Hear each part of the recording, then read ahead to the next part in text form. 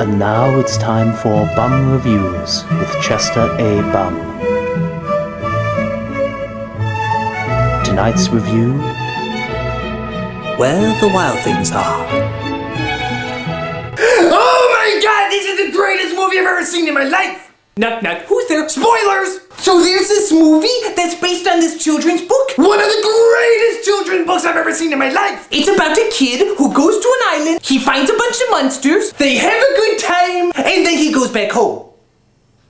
It was incredible! Why can't more children's books be that way? It was simple, not complicated. Unlike that other book, Green Eggs and Ham. Oh wait, that was my dinner. So in the movie, there's this boy, and he declares himself king of the monsters. And I'm like, no you're not, you don't look anything like Godzilla. So he gets in an argument with his mommy. If by argument you mean Biting her neck? I bit someone's neck once. you know the president is not a good sport. So the mother tries to punish him and send him to his room. So the kid does the only sensible thing he can think of. He climbs in a boat and sails away to an island full of monsters! And so he comes across all the monsters there, and one of them is voiced by Tony Soprano! And he's like, "Grr, yo, I'm a monster, you got a problem with that? If you do, I'll friggin' eat you! He's a mobster monster!" So the monsters declare the little kid the king of the monsters, and they're like, "What's our first order of business, king?" And the kid is like, Do stuff! "Hooray!" So they run around doing stuff, but then the kid is like, Let's do bigger stuff! "Hooray!" So they build a giant Death Star made out of toothpicks, and one of the monsters is like, I want you to meet Bob and Terry! and it turns out Bob and Terry are these two owls from Harry Potter, and everybody loves them except Except for the soprano monster. he's like, "Nah, I don't like these two pigeons. I think they should be whacked." But Bob and Terry defend their case. Caw, caw. Can't argue with that. So the monsters start to suspect that the kid is not really a king. So the kid is like, We had fun doing stuff, "Hooray!" but the stuff has gotten old. Hooray!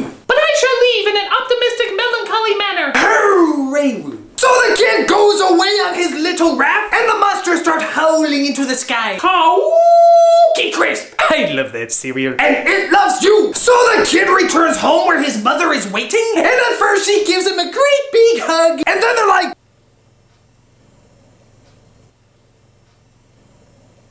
the end! So you might be wondering, what's the moral of the story, kids? The moral of the story is, deal with it! Just deal with it! Your family's not perfect? Deal with it! You're trapped in an island with monsters? Deal with it! You live in a pine cone where people occasionally urinate on you and throw feces at you? Always saying that they left their change at home even though I see the paper a hooker just on the side of the street? A hooker that could pleasure them probably not nearly as well as I could? Deal with it! Have a good cry and then deal with it! Bite your finger until it starts to bleed! Cry and deal with it! Forget this cruel, horrible world! Die alone in the darkness! Bite your finger until it starts to bleed! Cry and deal with it! Oh, and also eat your vegetables. This is Chester E. Bum saying, Change! You got change! Oh, come on, help a guy out, will ya? Come on, change! Come on, I can show you where the wild things really are! just don't have any cubs around.